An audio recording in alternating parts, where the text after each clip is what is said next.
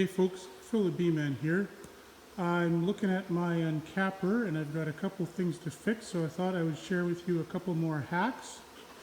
So first of all, this is a pretty well used extractor or uncapper.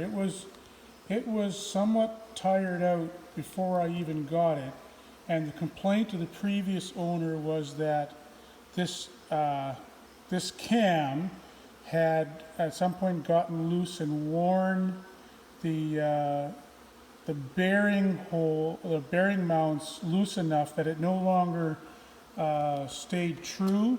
And so I'll show you when that is on. And so quite a bit of vibration in this. And so my solution to that was to I got a nice heavy piece of aluminum here, and I shaped it to match where it needed to be, and then drilled correct holes.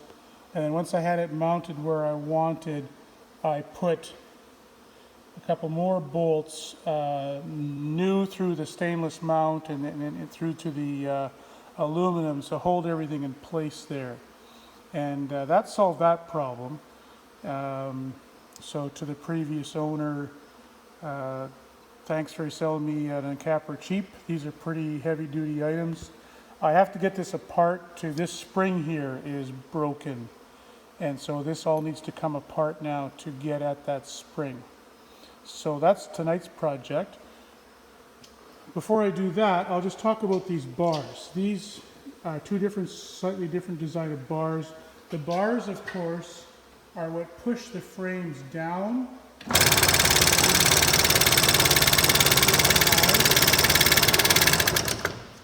And the original design that I think cowen used since the 60s was this stainless steel rod, and then they drilled holes in the end, and they had a roll pin sticking out that went into the chain. You can see on the feeder chain they have these holes, hollow pin chain, I think it's called.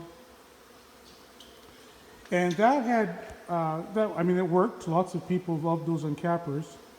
One of the things that it did though is it meant that this round push bar could roll, and so as it's pushing down the frame, it would sometimes roll past, and you had misfeeds. And Cowen came out with this square bar, which it pushes down that way, and that flat bar hits the top of the flat frame, and you have fewer misfeeds. And they also doubled the number of pins from 1 to 2, and these are a weak point, so having 2 pins instead of 1, they significantly reduced the number of times that you had that pin break off. And so I went back and took that same design to my round bars, and I had my local welding shop source some rod so that they can weld on the double pins instead of the single pin on the round bars. And I think also I had that same welding shop make me a bunch of extra bars. So I keep these pins break off. That's a common, every 10 years or so, probably they're worn out. And I just keep a pretty good selection of them on hand in case anything goes wrong. All right, so I'll come check back in with you when I have this a little bit more apart. Okay, with the motor off, we can see a bit more about what's going on here.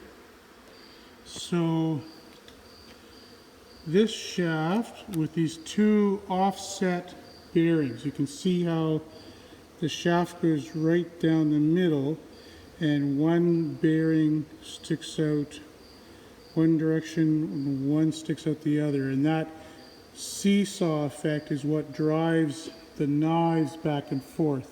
So the bearing, essentially it's like a push rod, pushes on the knife shaft, and then the spring pushes it back.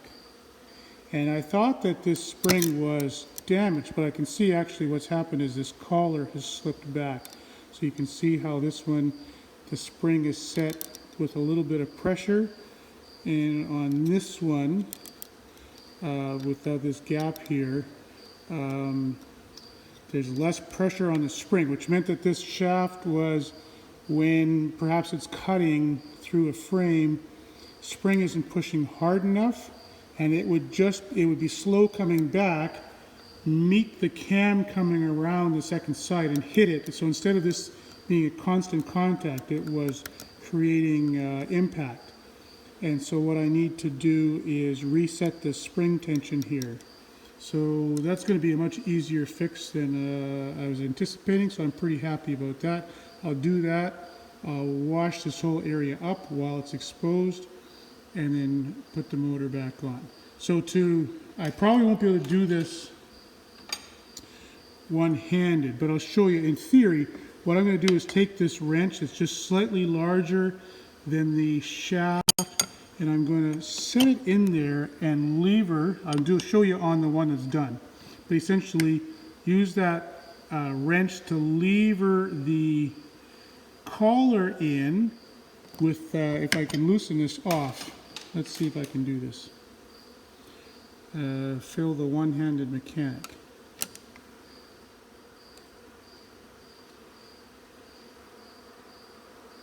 Okay, so that's loose. I won't be able to tighten it, but you'll get an impression of how easy way to set these things. So I'm just going to put that on there. Okay.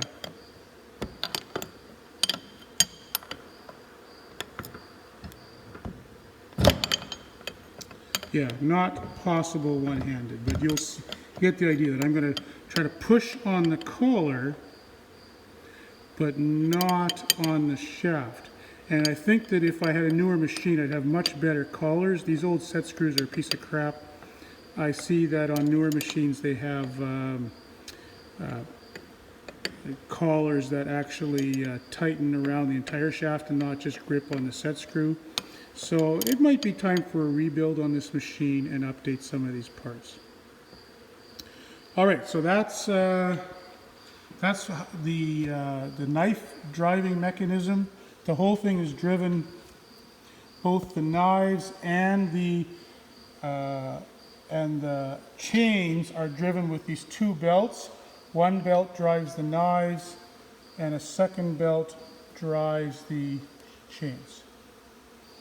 So that's the guts of a cowen uncapper. This is, quite frankly, this little mechanism here, I remember seeing one time a presentation on the history of their equipment, and the invention of this. In fact, they started with a single knife going back and forth that a person would run a frame across manually, and then they thought, hey, maybe we could do both sides at once. And then they thought, hey, maybe we could have the frame drop through. And one thing led to another, and that really improved the opportunities for commercial beekeeping to be able to extract honey at high volume. All right, thanks a lot, everyone. Have a great day.